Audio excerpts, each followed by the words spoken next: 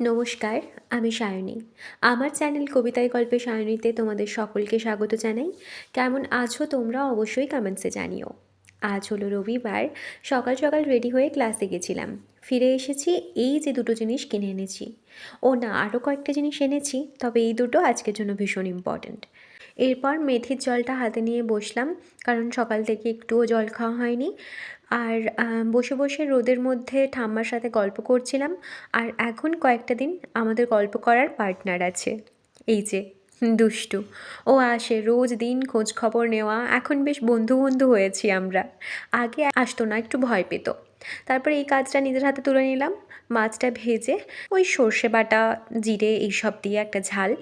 তারপর ওই ব্লাউজটার ওপর পেন্সিল দিয়ে কি করব সেটার আঁকিবুকিটা কেটে রাখলাম। এরপর কাজ হলো খেয়ে নেওয়া। তখন ওই 12:30 মতো বাজে। খাওয়া দাওয়া কমপ্লিট করে বেশ কয়েকটা আমলকি কিনে এনেছিলাম আচারের জন্য, সেখান থেকেই ওই 3-4টে মতো বের করে এইভাবে কেটে নিলাম। একদম ঝাল ঝাল একটা মাখা বানিয়েছি, ওটাই আজকে পুরো দুপুর জুড়ে খেয়ে বেরিয়েছি। তারপর বাবার জন্য একটু নিমপাতা ভাজা করলাম। ও আচ্ছা, আজকে কিন্তু ভাতের পাতে আমি নিমপাতা খেয়েছি, যদিও সেটা দেখানো হয়নি। তারপর মনে হয়েছে যে হ্যাঁ, ক্যাপচার করতে হতো। এরপর স্নান করে পুজো দিয়ে দিয়েছি। চলো ভাতের পাতে আর কি ছিল সেটা তোমাদের দেখাই। আলু সেদ্ধ রয়েছে, রয়েছে শীতের সবজি দিয়ে, ডাল দিয়ে, পালং শাক দিয়ে বানানো একটা সবজি, তার সাথে মাছের একটা তরকারি আর একটা টকও হয়েছিল। কয়েক রকম শীতের সবজি দিয়ে লেবু দিয়ে একটা টক হয়। যাই হোক, এই দিয়ে খাওয়া দাওয়া করে এবার বসে পড়লাম ওই ব্লাউজটা নিয়ে।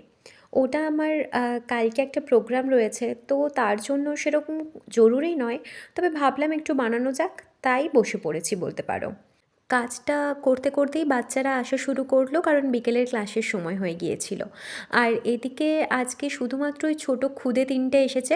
বড়দের এখন পরীক্ষা চলছে, তাই ওরা এখন আসছে না। তো ওদের সাথে আমার ডিল হয়েছিল যে ভালো করে ক্লাস করলে ওদেরকে শেষে খেলতে দেওয়া হবে।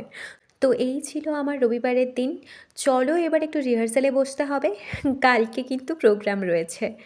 চেষ্টা করব কালকেও একটা ছোটোখাটো ভ্লগ বানানোর, কিছুটা ক্যাপচার করার। তো কাল আবার দেখা হচ্ছে, আজকের মতো এলাম।